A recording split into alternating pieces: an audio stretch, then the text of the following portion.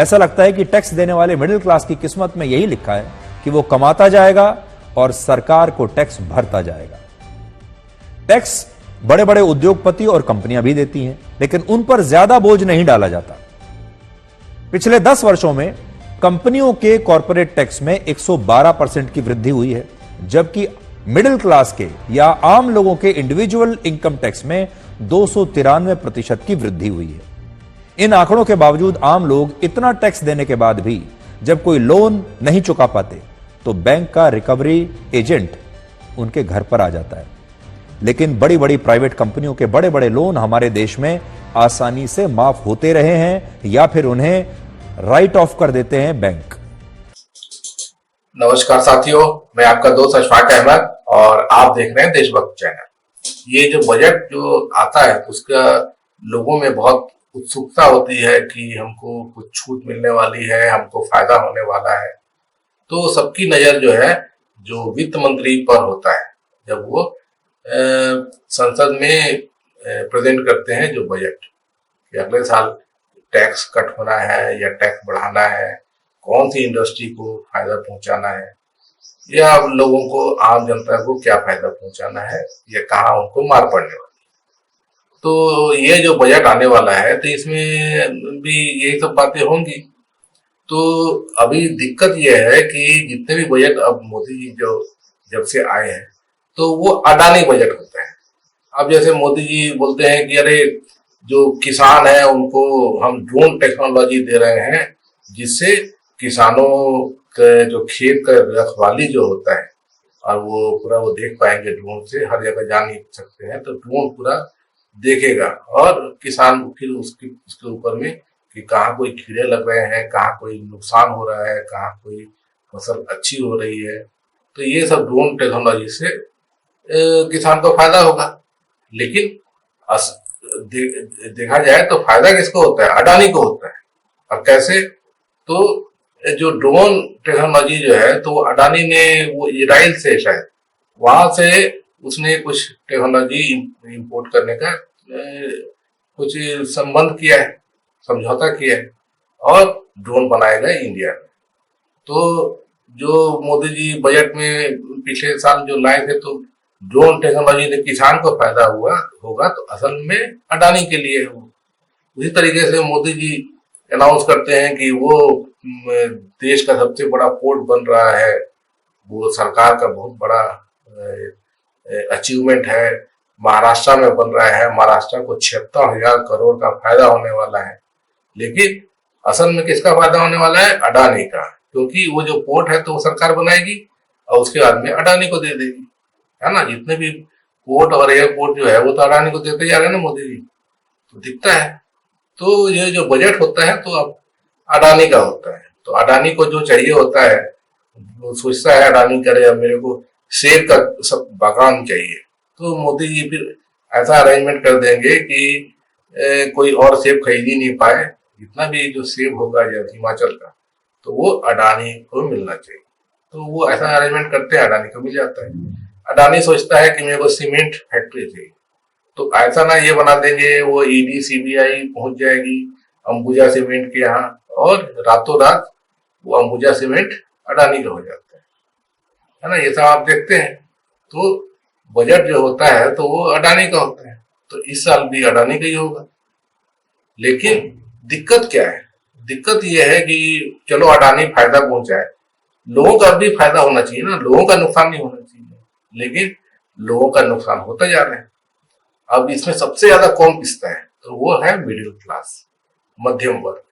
अब कैसे पिसता है? तो जितना भी टैक्स होता है देश का वो सबसे ज्यादा जो टैक्स जो होता है वो मिडिल क्लास को देना पड़ता है।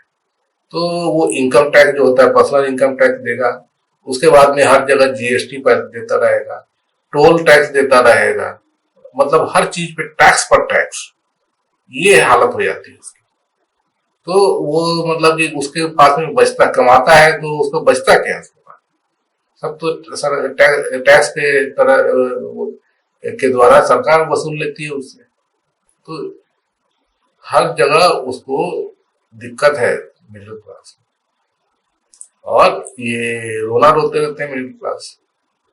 तो इस बार जो है मोदी जी कल एक हवा छोड़ दिए थे कि लक्ष्मी मैया की कृपा होने वाली है। तो मिडिल क्लास सोच रहा है कि इस बार शायद टैक्स में छूट मिलने वाली है। अब ये तो टैक्स आने से ही पता चलेगा, लेकिन लोगों में बहुत ज्यादा उत्सुकता होती है कि भाई टैक्स तो थोड़ा सा छूट दे दो। तो अब देखिए टैक्स का स्ट्रक्चर कैसा है हमारे देश में। तो यूपीए के जमाने में जो पर्सनल इनकम टैक्स से बहुत ज्यादा आय होती थी सरकार को, सबसे ज्यादा जो सरकार की आय जो होती थी वो पर्सनल इनकम टैक्स से होती थी, 11.5 लाख करोड़ सालाना, है ना। और उसकी वजह क्या थी कि मिडिल क्लास उस समय बहुत बड़ा था और कुछ नहीं तो 5 करोड़ लोग मिडिल क्लास में आते थे। अभी क्या हुआ है कि मोदी जी ने ऐसा मार मारा है, जो जो नोटबंदी किया, उसके बाद में गलत जीएसटी किया, गब्बर सिंह टैक्स लाए और उसके बाद में तालाबंदी किया था कोरोना के समय। तो जो छोटे उद्योग थे वो सब चरमरा गए और वहां की नौकरियां जो है खत्म हो गई।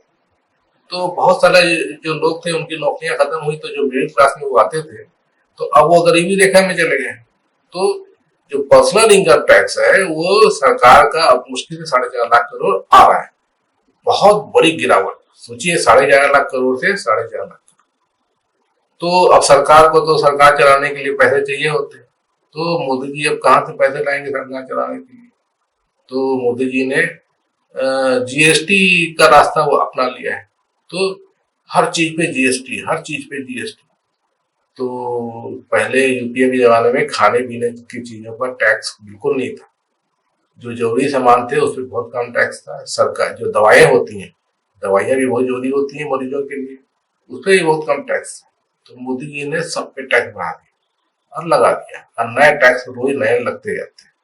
और इसके अलावा सरकार को बहुत आय कहाँ से होती है, तो जो पेट्रोल, डीजल और गैस, ये तीनों जो है वो तो हर लोगों को जरूरत पड़ती है, चाहे वो कमर्शियल हो, मतलब बिजनेस के यूज के लिए, चाहे डोमेस्टिक यूज, है ना। कि लोग को कार चलाना है, गाड़ी चलाना है, स्कूटर चलाना है, तो पेट्रोल तो बढ़ाएगा ही बढ़ाएगा।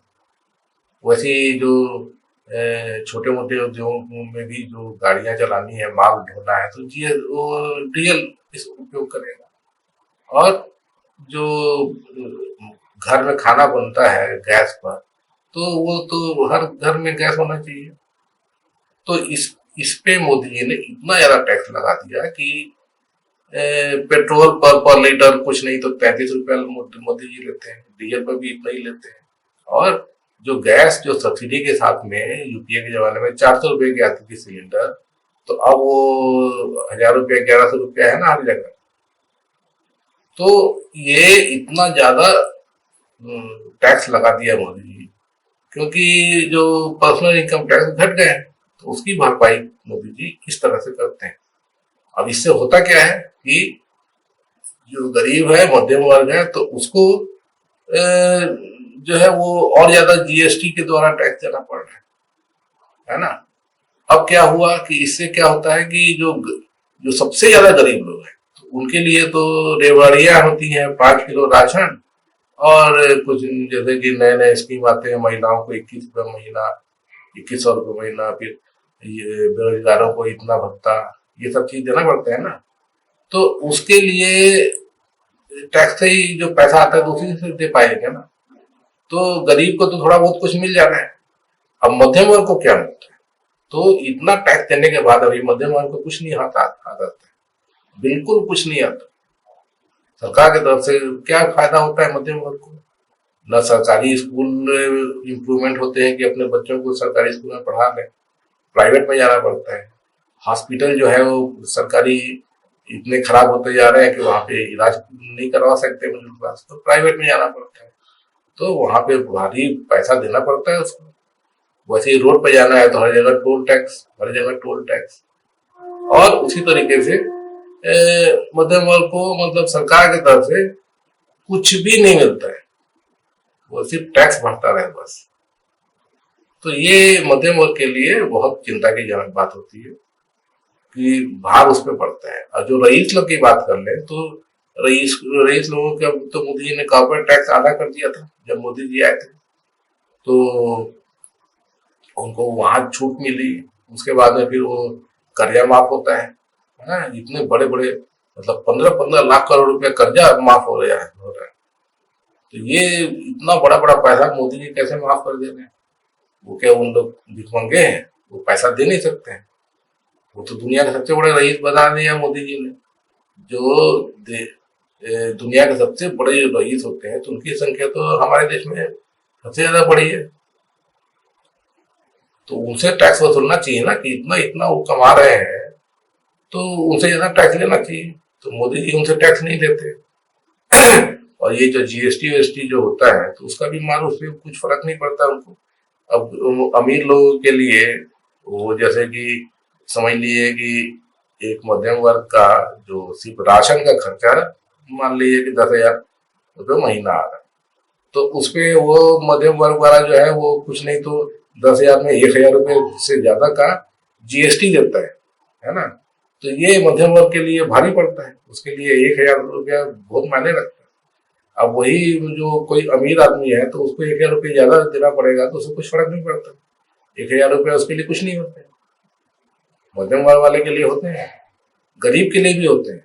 गरीब का भी मतलब कि वो हर चीज खरीद रहा है, गरीब आदमी है, मतलब मुफ्त का तो रेवड़ी मिल रहा है, लेकिन फिर भी और भी तो चीजें होती है ना। अब जैसे कि राशन में सरकार क्या क्या दे पाएगी, उसके अलावा उस चूल्हा तो जलाना पड़ेगा, तो गैस पे इतना महंगा गैस खरीदना पड़ेगा।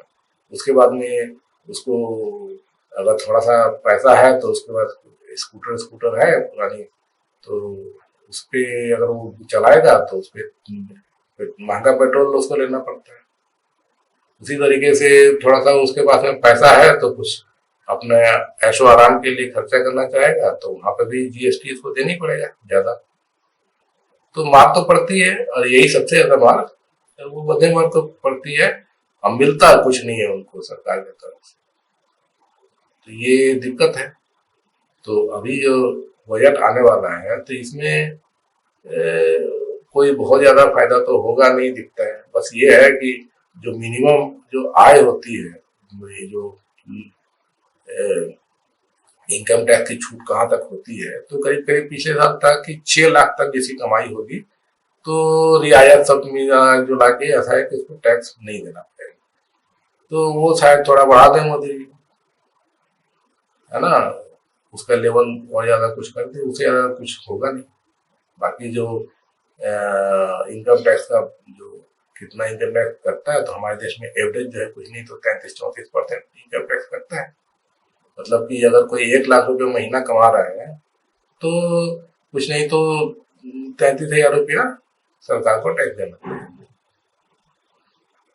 ये हिसाब हमारे देश में है, और इससे जनता जो है परेशान है, क्योंकि महंगाई जो है वो सबको मार रही है ना।